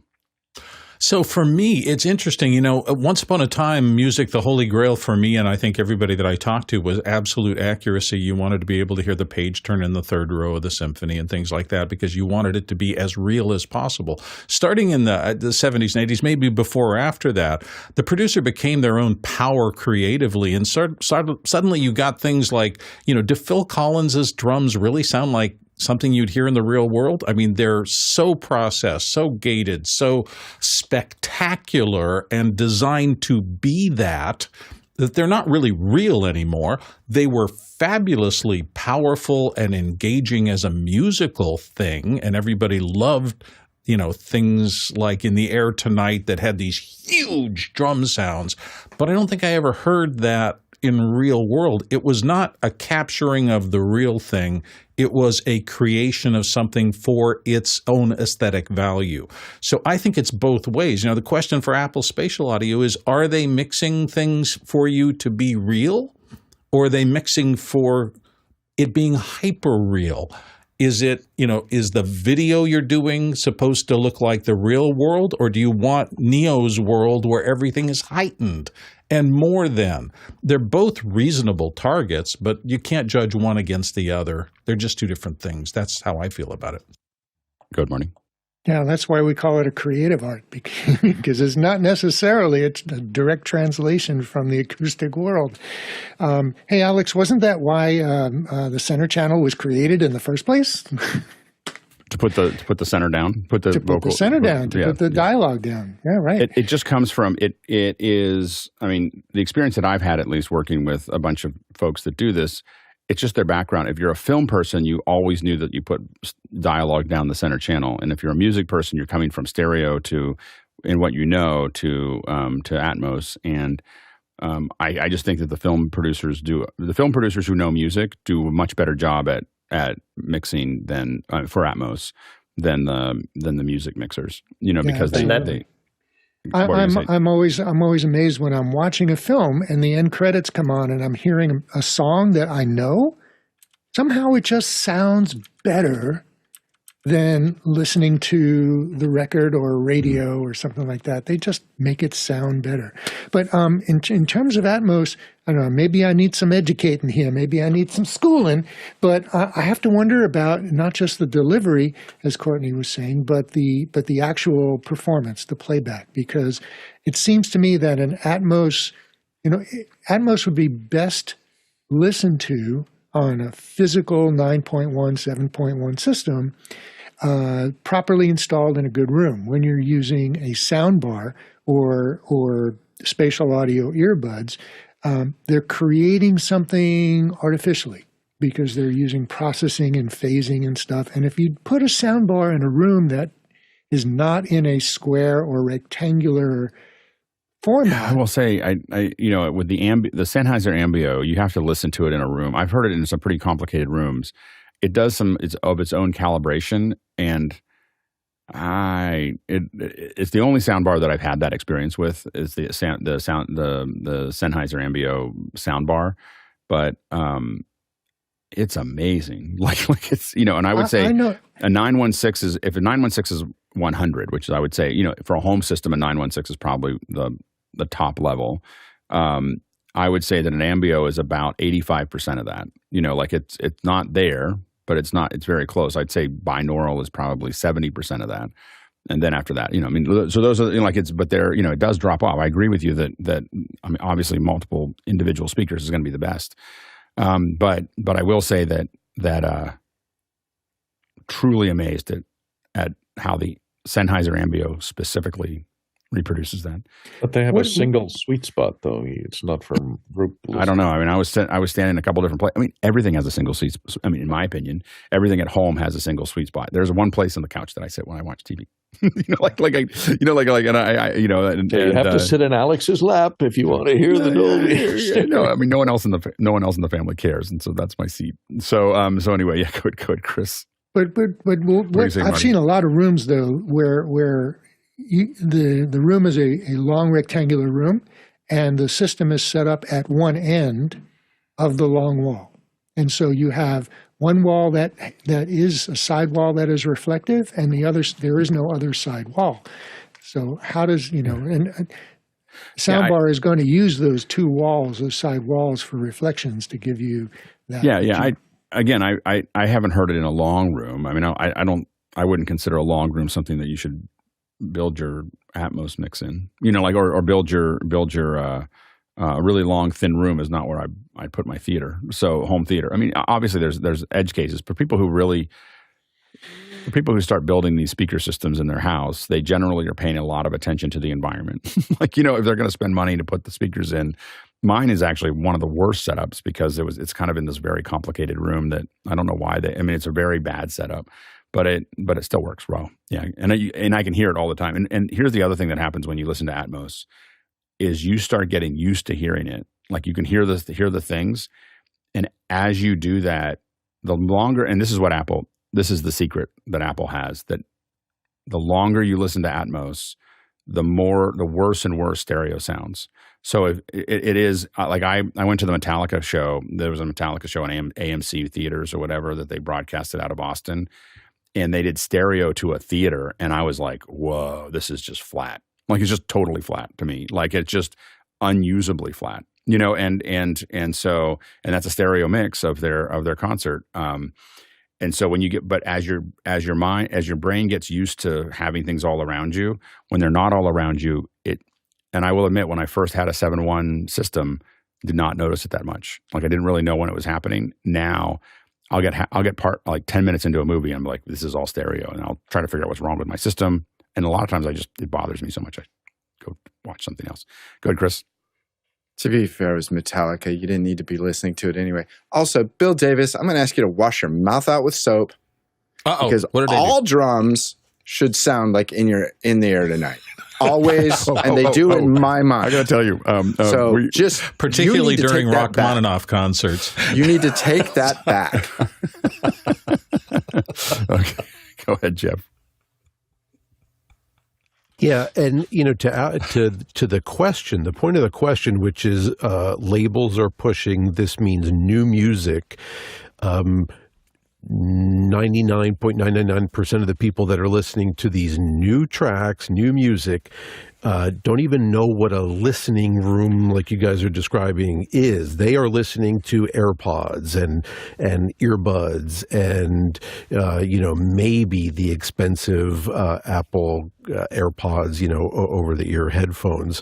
So, Marty, you mentioned that's not what it really is, but that is how the vast majority of young folks that are they're growing up from, childhood into early adulthood. That's what they'll be consuming all of this. So, and movies and everything else, either just coming out of their phone speakers, which are amazing for what it does, or earbuds at best. Maybe one day they'll have these listening rooms. By the way, in the air tonight, we were at the plant, the record plant in Sausalito, and Michael Urbano, he's the touring drummer for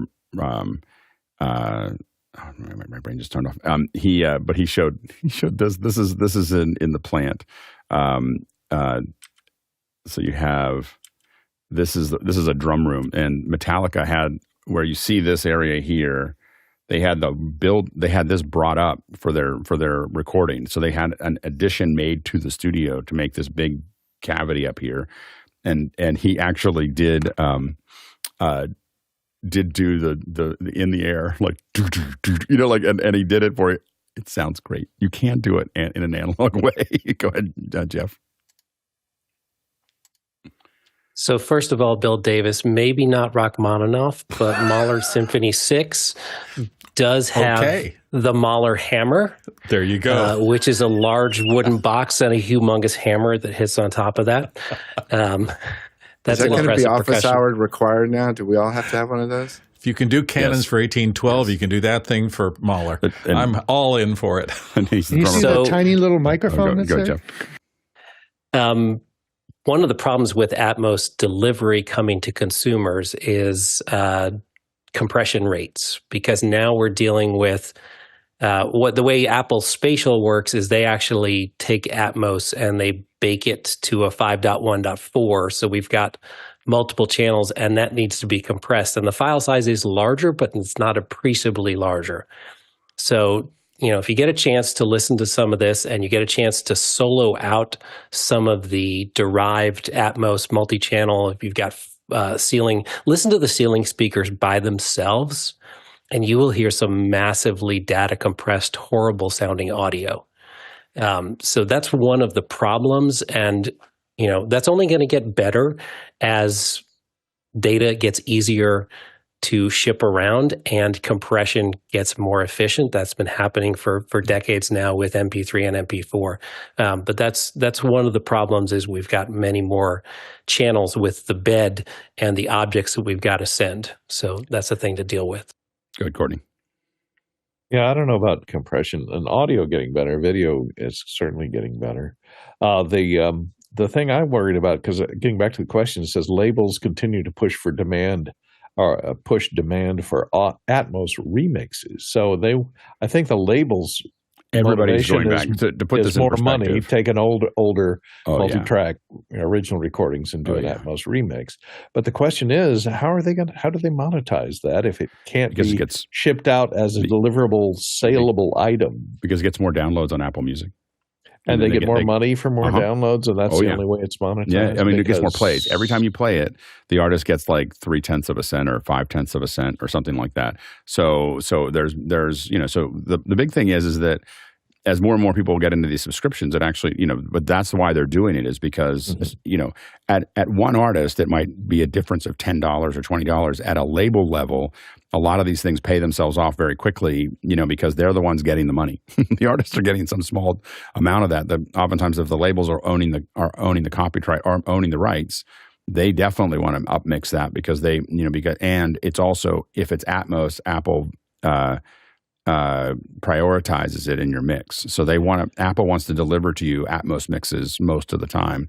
So a lot of the labels fear that they're not, the algorithm isn't going to be kind to them if they only have stereo. And Apple, it gets confusing because Apple will actually remix all the stereo has been spatialized a little bit.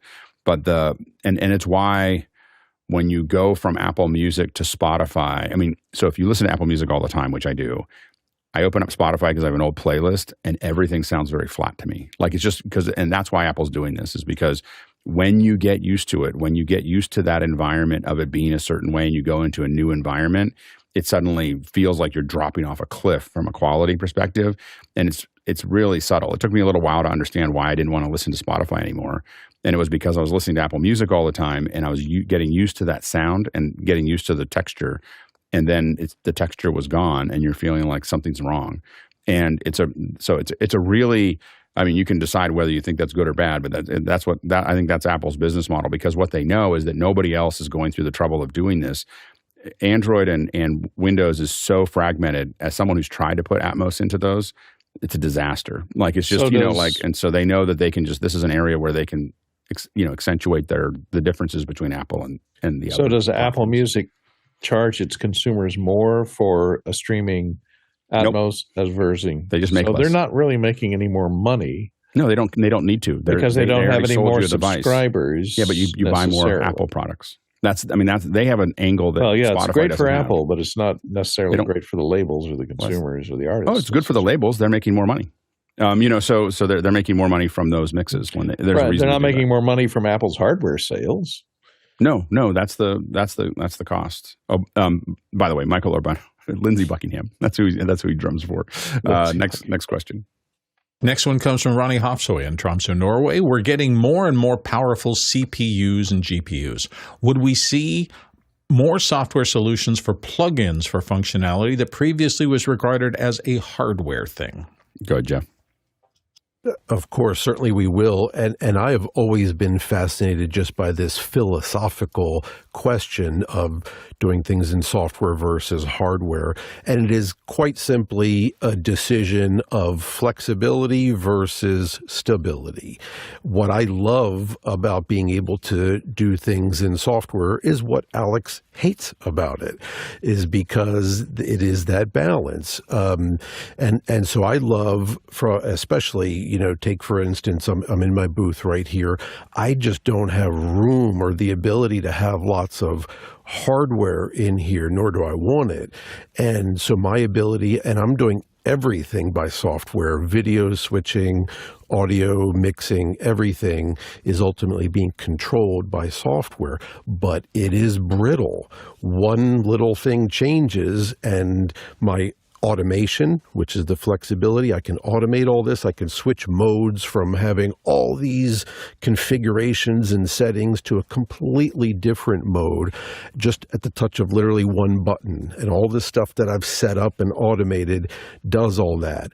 But when a program changes that I didn't know changed, all of my fancy automation doesn't work. And I'm in a mode that I have no idea why it's not working. So that is the fundamental difference. Sure, we will be able to do this. It's a question of should you, given your task. And again, that's where I think that the potential of doing like nodal-based stuff gets even bigger and bigger and bigger when you can actually, when the CPUs are powerful enough to do a lot. Although I think that processing could use hardware, DSPs and so on and so forth as well. So there could be a big mix of how all that happens. Yeah, go ahead, Courtney. Yeah, with the latest round of processors from Intel and from ARM, they have NPU on the hardware. So those NPU processors are going to help a lot with the AI-based plugins and things that will use AI, and that will speed up things considerably. Currently, they're using a lot of the GPUs cores to do that, to dedicate to that audio processing. But now that they can use the NPUs, which are integer math and are a lot faster, I think you'll get a lot more powerful and faster and more capable plugins. Good, Marty. So, yeah, I've been some things may actually work better in software than they did in hardware, like auto mixers, for example. You can build an auto mixer piece of hardware with a number of inputs It's fixed to that number of inputs, and they could put custom chips in there. But when you have all of the resources of a CPU in software, you can do more flexible things with it. But one of the things that fascinates me is the work that's been going on, and it's been happening for a number of years now, is modeling what hardware does. So take, for example, some of the more famous legacy studio processors like the LA2A compressors and all of the others that went along with it, the expanders, the equalizers, all the hardware pieces that were prized in studio racks as outboard gear. The ability to model what they did electronically and how each of the components, like you take an equalizer, a single filter and equalizer, it's a network of resistors and capacitors that interact in a certain way. And from one resistor to another resistor, from one capacitor to another capacitor, even though they have the same values, they may react slightly different to different stimulus, to different inputs. And they've been able to build into some of these software plugins the ability to have variation in those components, so that when you plug the same plug-in into one channel versus another channel and you have the exact same settings, there could be minor differences in them. And this is, to replicate what happens in the analog world. That's pretty fascinating. Yeah, absolutely. And the one thing I will say is the problem with CPU and GPU is being able to ask the GPU or the CPU to do more than it can do. And then you end up with latency, breakup, all kinds. That's what always worries me when we get into software-based mixing. Next question. Jack Ruppel, Breckenridge, Colorado, up next. Alex has Zoom H3 VR ambisonic mic, and how might that work with Apple's spatial video taken with the iPhone 15? Go, Jeff. Well, it's a microphone and it's a camera, so you can use one to record audio, one to record video. If I understand Apple Spatial Video, this is giving you 3D video, so you've got two cameras, but it's not 360-degree video. No, I don't know if it really buys you that much. As far as I'm going to use the two of them together, but I'm not going to use this. I'm not that worried about the spatial video with that, because what Apple's doing with spatial video, as Jeff said, is not a 180 like semi-sphere. It is just rectilinear, 16:9, but it's right and left eye. So when you think about how it's going to be displayed inside of a Vision Pro, which we hope was going to come at the end of this month, you'll see a screen in your Vision Pro that has 3D information in it. It's not going to be a space that fills out the whole area around you, which is what the 180s would do. So it is, but I do think it's going to be, as we move further forward with the HDR and stuff like that. The reason I got that mic was because I have other mics to do this, but I wanted something that was easy to just go out and grab stuff. I was actually planning to do a lot more of it over this break, but it's rained a lot. Every day that I have available to go do it, it's been raining.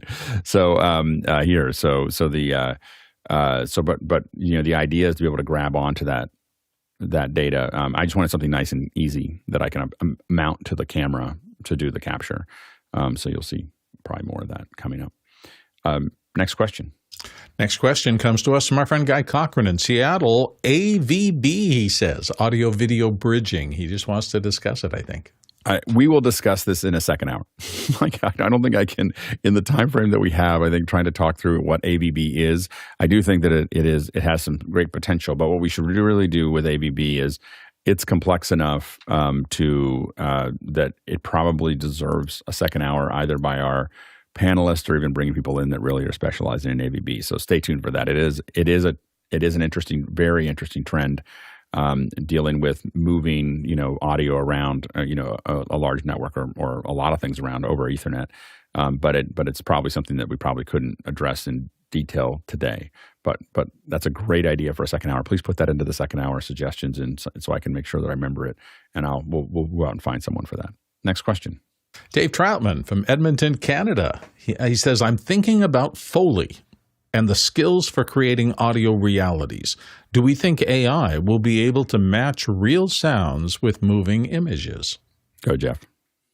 I love this question. It's something I hadn't thought about, but absolutely. And much like even what I just showed a little while ago with this partnership with Copilot and Suno, that you can just specify, write out what kind of song you want, and it makes it.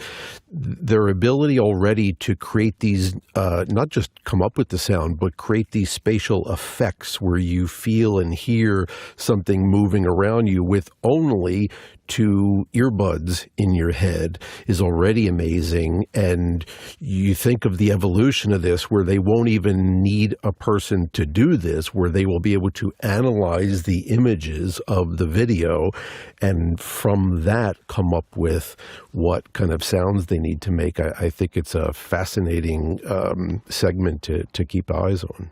Good, Courtney. Yeah, I think it's going to happen because, cameras already can detect your eyes and track you based on, where your eyes are looking and which way your head is turned. It should be easy for it to rewrite the algorithm to detect feet and synchronize Foley footsteps with the feet that it sees in the frame and synchronize each step with a artificially generated sound of that shoe on that surface. It should be there. I mean, already we're seeing it displacing audio looping for multiple languages and using deepfake technology to synchronize the lips in perfect sync with the synthesized audio in a different language is based on the same vocal characteristics of the person speaking, all done without actually bringing in a human to involve them in looping. So it'll be there for Foley as well, I think.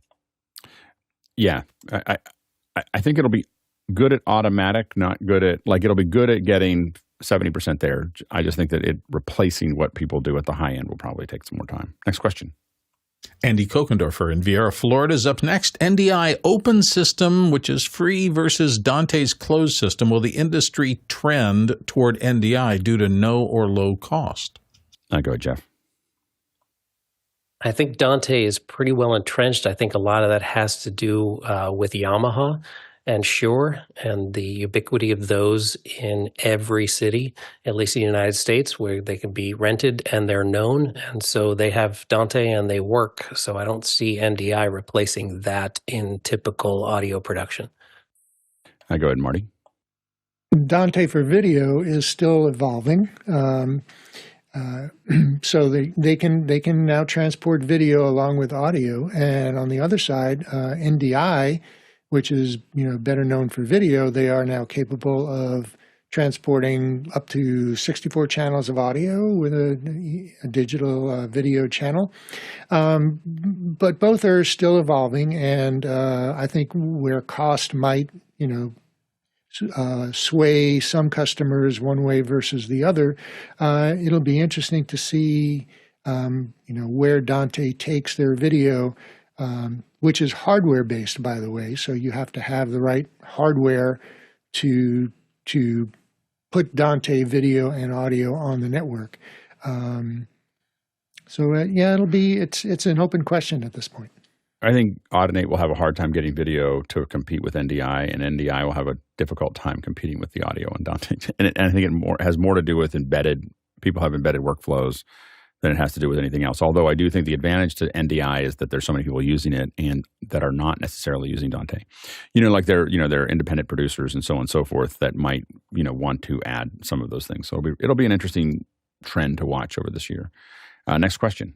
Douglas Carmichael has this one. Suno, the AI-enhanced audio creation tool, looks very interesting. Would there be any similar products that could integrate into a DAW as part of a music production workflow? I've used Scalar 2 for chord progressions, but would love a melodic or lyrical plug-in. Yeah, we're going to see a lot of movement in this area over the next year, like probably a crazy amount of building a company. And Apple's been doing this a little bit with their front, main stage or whatever. But being able to build things around what you're doing is going to be something that is going to be really an interesting puzzle. And again, I think while there is it's not real people doing that, there's also an opportunity for a new set of creators who have ideas, can envision things, can envision parts of things that can do it on their own or with a lot less help and get things out there. So I think that's going to be. We've seen this we've seen in the 80s and the 90s, artists not using traditional instruments and leaning on a variety of things, whether it's samples or beats or synths or other things, to do a lot of those things for them that they couldn't do because they don't play the keyboard, they don't play the guitar. And so I think that it's going to be really interesting to see where music goes related to that. I have to admit, with all of that happening, I find myself leaning more and more towards listening to very analog, almost almost not with a hard rhythm, just kind of much more analog guitar stuff. So I think it's interesting to see what happens and what people's interest take with that as well. Next question. Dave Troutman, Edmonton, Canada. 32-bit float was all the rage this past year. Will there be other features like this in the future? Go ahead, Jeff. I think you're going to see one of the reasons for 32-bit float was basically the idea that you can set your preamp gain, your capture incorrectly, and you're not going to get clipping from loud things. So I think you're going to see computer-assisted input gain, where it's going to set the input gain for you based on the signal that comes in. I think you're going to see these kind of maybe we'll get the buzzword AI on top of there, AI-assisted processing and audio operations. I think that's going to be what we're going to see. Go ahead, Courtney. I don't know. I kind of think we've topped out. A lot of these things, it's like the resolution wars of the 90s and the early 2000s, because more resolution is better. And until we exceeded the resolution of the human being, the capabilities of seeing the difference in resolutions of the human being. And once you exceed the resolving power of the eye and the earball, the eyeball and the earball, you're not going to see much improvement once the capture and reproducing technology has exceeded the limits of human perception. There's not much else to go, So I don't know how much, increasing human perception using gene splicing or something may be the next evolution of audiovisual entertainment, Next comment. Douglas Carmichael, Pro Tools has introduced Pro Tools Sketch. Could you see clip-based workflows moving into post-audio? And he's got a link. Yeah, I'm not as familiar with this product. Go ahead, Jeff. I wasn't familiar with this either until Doug put that link up there, and I use Pro Tools all the time. So I guess I need to go look at Pro Tools Sketch. It looks a little bit, at least the interface reminded me of Ableton Live a little bit, but Doug's asking about in post audio. And I recall a show we had earlier in the year. I don't remember the name of the software that allowed you to do post audio that basically had a whole bunch of sounds. I'm wondering if anyone's coming up with this that allowed you to drop in sound effects very quickly and easily and build up a soundtrack from that software. Yeah, it's really is it I'm really interested to see. It feels like is it a loop? Is it kind of like a looper? That's what made me think of it as Ableton Live related. That I think you can drop little clips of music and build up loops, right, which is and songs from that. A little Logic has some of that as well within their software, and I think that it'll be interesting to see how that goes. Is it and it'll be hard if it was September. I guess is something that is fairly new. Next question. Next question comes from Jeff Cohen again in Miami Beach, Florida. Let's talk USB mic trends. Go ahead, Jeff. So the reason this fascinates me, and I'm always kind of keeping an eye on this, is not for the high end, of course. No one on this panel is going to use one. No one in true professional audio is going to use one. But all the folks that we interface with could. So to me, it's two big avenues. It's kits sent, mail out kits that are being sent to people and the ability to shrink them. And then just for all the folks, we've all been asked by someone who just wants to, up their game on Zoom or, start dabbling with YouTube videos or being a streamer, what should they get? And we're invariably telling them some combo of a mic and an interface. But they don't need any of the functionality of the interface. All they literally do is use it to plug in that high-quality XLR mic. And so the ability to, of course, as all of the DSP stuff is getting smaller and smaller, there's nothing inherent about USB mics that prevent them from being good. It just so happens that they haven't been. So they really, have this reputation of, oh, you're using a USB mic. Okay, we know you're not serious. And that is going to change. They all already, look at what the new Rode NT1 Gen 5 is. It's the NT1 mic, but all of the functionality you can get with the USB. What PreSonus does with their Revelator mic, it's not a high quality mic yet, but the fact that just plugging that in gives you their whole software suite, which is this full mixer and FX rack with all these processors in it, is amazing that it's just by plugging in a USB mic. So I think this is a huge opportunity, and I almost feel, partly some of our duty that when they truly get to that quality that, is a reasonable quality, that, we want to maybe shake up that stigma that USB mics have that prevent folks from going to it just because, they don't want folks to know they're using a USB mic. Yeah, the people who are buying USB mics, I don't think even know that there is a difference. A lot of them don't know that the XLR exists.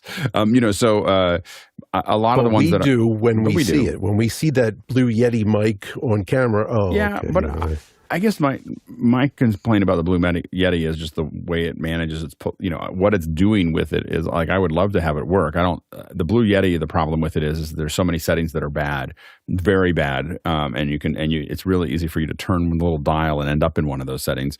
And so that's the big problem with it. I have the Rode coming. Someone had asked about it earlier, and I'm testing it. The new Rode, I think it's a podcasting mic or whatever, that should show up today. So hopefully we'll see what it sounds like. But it's a little smaller and a little less expensive than the MV7 mic. And the big thing for me, I know this will sound crazy, but if it's even close to the MV7, it has a USB-C instead of a USB micro. The USB micro is becoming a growing problem for us. So that's why we're probably going to try to move over to it if we can. All right. Thanks, everybody. Thanks to the panelists for joining us for this little discussion about figuring this out. A great panel today. Really great first hour and second hour. So thanks so much for joining us. Hopefully we'll see you more often, especially on Wednesdays. Talking about audio. And again, over this year, you're going to really see us we're really trying to bring in the experts on Wednesdays to really talk about audio. So try to bring your audio questions on Wednesday, and we'll do the best we can to answer those. Thanks to the producers for all the great questions. It is, it's a really short show without your help. So thanks for asking those questions there. And thanks to the incredible team on the back end, the dev team that is making all of this possible every single day. The dev team, the management team, the production teams, there's a team that makes this all possible. It's a small village that lights up 7 days a week. We have not missed a day since March 25th, 2020. So, and it's because we have just such a great team working on that. So thank you so much for your contribution. We traveled 39,000 miles today, 63,000 kilometers, and that is 311 million bananas for scale. All right, let's go ahead and jump into After Hours. I can't wait for that mic to show up. I want to see what it sounds like. I think it looks nicer too, I will admit. The only problem is that I don't know how I'm going to attach a pop filter to it if we do. It's not really pop filter. And I think the premise, at least, is that you won't need one. That's the premise. Yeah. And I'd love to test that with you, because I do want to hear what that's going to sound like. Haven't found very many mics that fit into that model. Like they say that you can't. Although I will say I've not used an SM7B for a very long time, but I don't know if I see a lot of people talking straight into that thing, and it's just got so much foam on the end. It's hard to get somewhere. I think because it's mostly foam, right? Like that huge foam thing is just. It comes with the